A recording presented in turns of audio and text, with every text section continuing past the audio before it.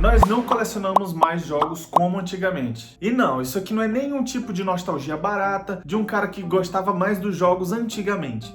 Não é nada disso. Existe um motivo real, cultural e tecnológico para isso estar acontecendo. E possivelmente a gente só veio perceber isso tarde demais. O ato de colecionar como um todo sempre esteve diretamente ligado com a cultura e com a vida humana. Bons exemplos são a sua tia com toda a coleção dos livros do Harry Potter, ou seu primo com todos os filmes do Star Wars, talvez o seu pai ou seu tio com todos os filmes do Senhor dos Anéis. Reunir e colecionar todas as coisas que nós gostamos sempre foi meio que uma forma de dizer: isso aqui faz parte de mim, isso aqui é parte da minha identidade. Porém, com o passar do tempo, principalmente nos últimos anos, isso meio que foi perdendo força e nós já não colecionamos mais como a gente fazia antigamente. Recentemente eu estava assistindo com minha namorada um vídeo do Gaveta onde ele fala que os filmes antigamente eram bem melhores que os filmes de hoje em dia. E nesse vídeo ele fala algumas coisas que me fizeram refletir sobre antigamente, principalmente na época do PlayStation 2, a gente tinha aquelas pastas onde a gente colecionava tanto jogos como filmes, que era, dezenas de CDs, dezenas de séries de filmes ou de jogos. Era um leque de opções gigante pra gente poder usar. Não completamente, porém isso se perdeu, principalmente por conta de como a mídia física funciona hoje em dia. Antigamente, o ato de colecionar jogos era quase que um ritual. Você comprava o jogo, abria a caixa, via tudo que via junto com o CD do jogo, você colocava o CD no seu console, deixava baixar e você pegava essa capinha e colocava na estante, transformando ela quase em um troféu, sendo parte da sua coleção.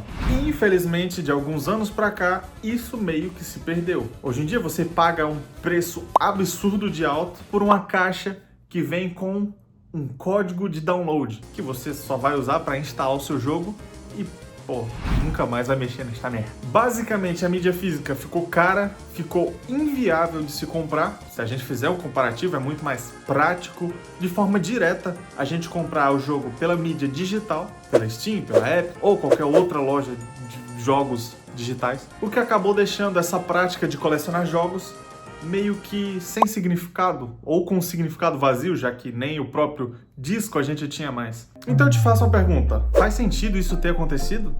Era tão mais legal quando a gente podia ter aquele leque de possibilidades? E meio que a resposta é simples, direta e fácil, porém triste. Faz total sentido. É inegável que de 2015 mais ou menos pra cá, ou até um pouquinho antes, já em 2013 com GTA V, a gente consegue perceber que as principais empresas e desenvolvedoras da indústria de jogos sempre prezaram muito com detalhes, tamanho, mundo aberto, jogos cada vez mais...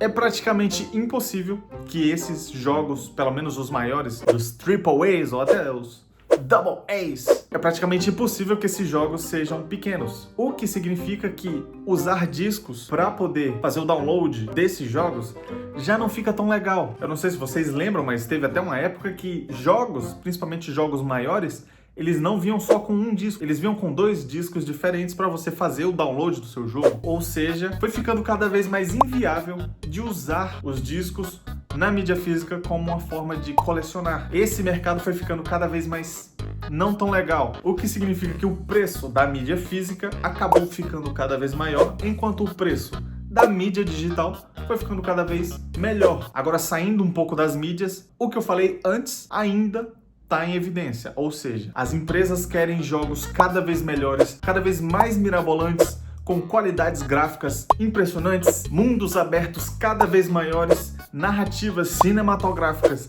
cada vez mais incríveis e gráficos cada vez mais detalhados, o que acaba fazendo com que os preços dos jogos aumentem, a quantidade de tempo para se produzir um jogo também aumente, o que diretamente dificulta para quem gosta de fazer coleções de séries. É por isso que eu disse, ainda não acabou, até porque tem gente que tem condição de comprar esses jogos que estão na faixa de 200 e, sei lá, 80 reais, 300 e para quem é fã da Nintendo, 500 reais. Vocês têm que lembrar, se até o pessoal que compra no dólar reclama de jogos de 70 dólares, a gente, aqui no Brasil, estamos numa situação bem pior que eles. Nesse processo, a gente perdeu algo muito bonito. E é por isso que eu vou fazer uma analogia com a história grega de Narciso. Narciso era um rapaz muito bonito que ficou perdidamente encantado com a sua própria beleza enquanto se olhava no rio. Só que ele ficou tão fissurado na sua própria beleza e queria ficar cada vez mais próximo dela que ele acabou se afogando nesse rio. Eu tenho uma pergunta, você sabe o que é mais bonito? É toda vez que você deixa o like nesse vídeo, que você se inscreve nesse canal, para eu sair dos 100 inscritos. Isso é bonito, isso é muito bonito.